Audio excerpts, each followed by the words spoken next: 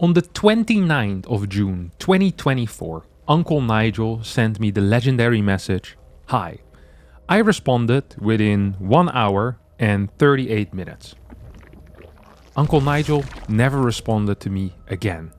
Until yesterday, I got a message saying this: "Hi Captain, I played against this cannon rusher on the ladder, who massed Void Rays as a follow-up. The way they played felt like a map hacker, and after checking the replay, I am fairly certain they are. If possible, could you look over this replay, and if they are a hacker, ban them on the ladder. Thanks, Uncle Nigel." Now, I am not sure why Uncle Nigel waited a year and a half to send me the first real message, and also I'm not sure if Uncle Nigel knew already that he was going to need me at some point, and he was just making introductions just in case. Either way, we are here to watch an apparent map hacker who opens up with a cannon rush. Now, something interesting already happened here in the in the first 50 seconds or so. This is one of my favorite all-time interactions as a cannon rusher. As a cannon rusher, you don't actually want to block this hatchery. What you do want to do often is to have like some plausible deniability as to why your probe is here. So what I always love doing is you scout a little bit too late to block the opponent's hatchery, so then when you get spotted by the Overlord and they see you being 2 seconds too late, the Zerg brain goes, "Oh, he's just here to try and block my hatchery, but my opponent is an idiot." However, for whatever reason, Uncle Nigel doesn't have the cash available quite yet to start the hatchery, so now this probe is here, and he doesn't really want to block this hatchery, but he's kind of forced to block this hatchery because he can't also just move out of the way to let his opponent build this hatchery. It's just a really awkward situation to start things off with. Usually the 16 hatch starts about 45 or 46 seconds in, and for whatever reason, it wasn't here yet at 48 seconds, so he's kind of got to pretend right now to go back home and fill this, but this drone is still down here. Actually, so far, if you were to ask me who is the map hacker in this situation, it would be Uncle Nigel for delaying his hatchery for no real reason and then continuing to scout around with this drone. Like that is some crazy moves. These also were some crazy moves, by the way. I'm not sure if you guys saw this. Look at the movement here of the probe. Just look at it. Freaking moving straight to the left. It's obvious he wants to go back in with this probe to build some cannons, but he's just walking right around. Like boom, just where the drone is. Now moves a bit further to the top as this drone makes its way back in. There is still an Overlord over here, but I have a feeling this probe is going to find a very neat way. Yeah, look at that. Oh my god, just barely missing it. Now, in, just as a general rule, your second Overlord should always keep an eye on your natural in case of these late probes coming in to do this type of stuff. But yeah, this is extraordinarily suspicious so far. Like the way that the probes move, the way that basically everything that this Protoss has been doing so far has been nothing short of super suspicious. It's just actually very, very weird. This cannon rush is also horribly executed. Like this is an area that's going to require at least 3 more pylons to fully wall, which is not what you want. These cannons can be attacked from the high ground, which is also not what you want. None of these cannons are actually keeping the ramp, which is one of the most important things with a cannon rush, is making sure that units can just walk in and out. Like right now, a very reasonable response to this cannon rush would be to just cancel the hatchery and then double expand over here, and the Zerg is just ahead. If an Overlord ever is going to scout this. Okay, we'll go into first person view here for the Protoss for a little bit to see what he's up to. Hatchery now finishes. I'm not entirely sure, but maybe you could even defend this with Spinecrawler still. It's probably gonna be hard at this point. I think at this point for the Zerg, the best thing you can do is you expand the this base and you expand the this base and you give this thing up for a little bit. Like maybe get a queen out, get a creep tumor here so that the cannons can't crawl forward further. I think that would be a relatively fair thing to do. Just scout how late the cybernetics core is as well. It's going to be a full wall.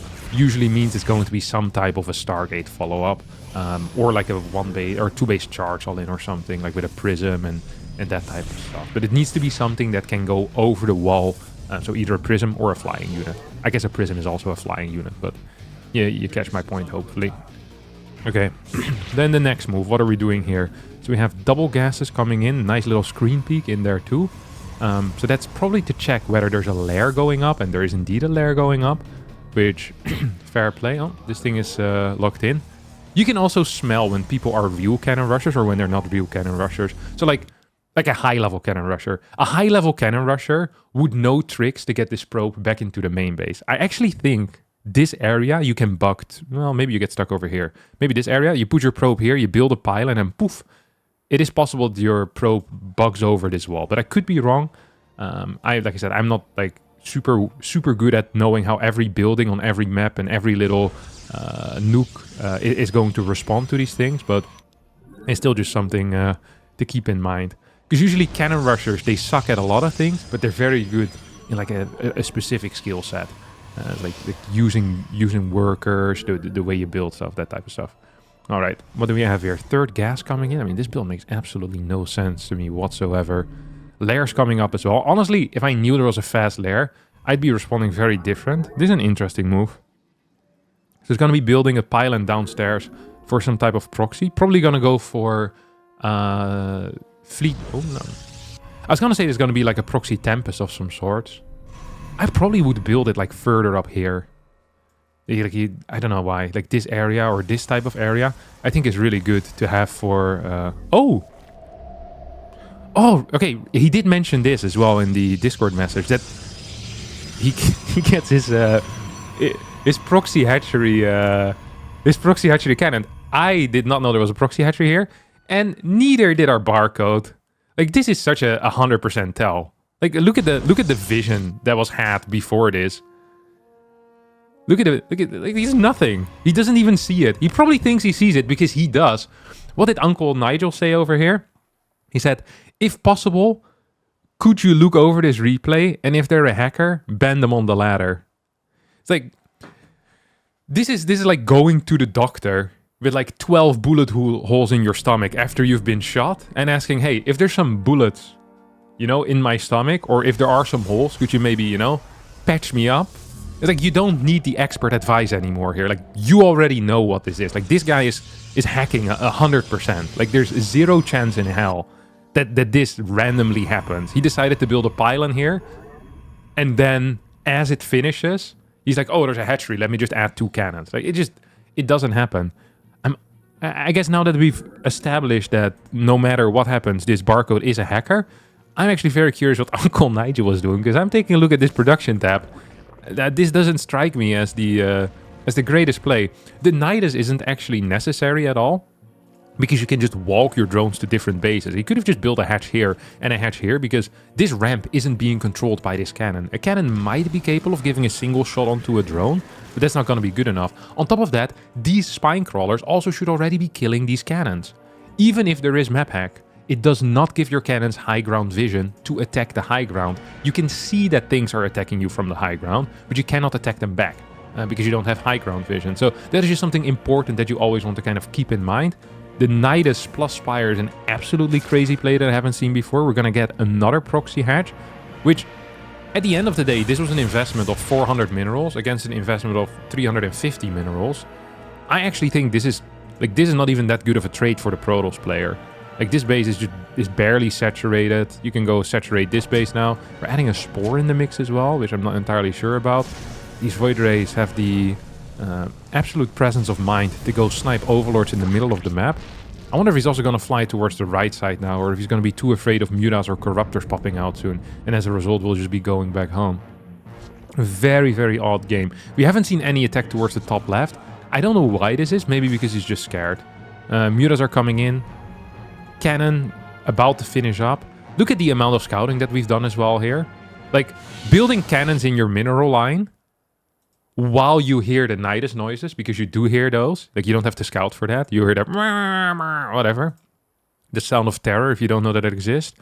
Like, building cannons in the mineral line against someone that has a Nydus worm, and as far as you're aware, has no extra bases, so it's like one base Nydus, is legitimately, like, this by itself should be good enough to, you know, put these people on trial and get a pretty decent conviction as well. Like, I could convince a judge that this is a map hacker just based on that. Like, the freaking cannon in the mineral line is actually crazy. Move towards the north to meet the 3 Mutas. They're just hanging over here. Very nice move as well. We are about to finish up +1. Get a couple of more drones into the extractor. As the Void Rays now smartly move over towards this new base where there's no queens, to help out with the Muras. Like, I mean, it's honestly very good decision making. Like, if you have full vision of the map, it is much easier to always do the correct thing because you know where everything is. And, you know, this is someone that absolutely is using that advantage. You know, he's not pretending to not be hacking either. Like, this guy is not hiding anything. He's not even hiding in plain sight. He is just plain sight. This guy is just in plain sight. That's where he is. Okay, we're gonna get +1 about to finish up Flux Veins. Another Mutas gonna get slaughtered. Voiders are actually quite strong against Mutas. You never see these battles because it's not a very common response. Like, Phoenix are better, but Void Rays are actually really good as well. Like, if you have 7 Void Rays against 7 Mutas, like, no Void is gonna die. You're gonna just kill everything. The income is relatively even. I wonder what you're supposed to be doing right now if you're Uncle Nigel. I think at this point it's just too late. Like, realistically, you're not gonna win this game anymore. Like, you're gonna have to drone up. Probably gonna need to get some Infestors out, maybe. Like, Corruptors aren't that good against Void Rays either. Flux Veins is already done.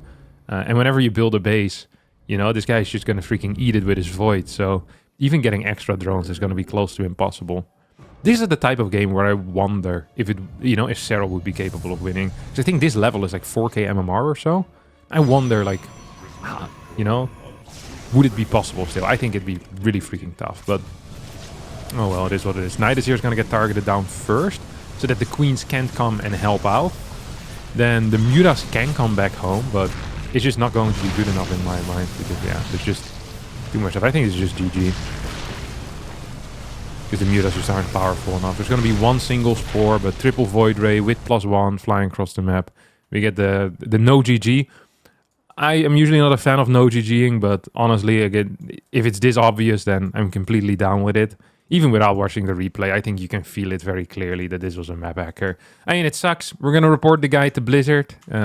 Uncle Nigel, thank you for sending me this message and sending me this replay after a year and a half of nothing after the high. And that's going to be it for today's video. Thank you so much for watching. I hope you did enjoy this. If you did, don't forget the like button, subscribe to the channel. If you have replays where you think something weird happened, or just a replay where you think, wow, this is the best replay I've ever seen in my life, be sure to send them to harstemsemail@gmail.com. And maybe next week we'll have a video on you. Bye-bye.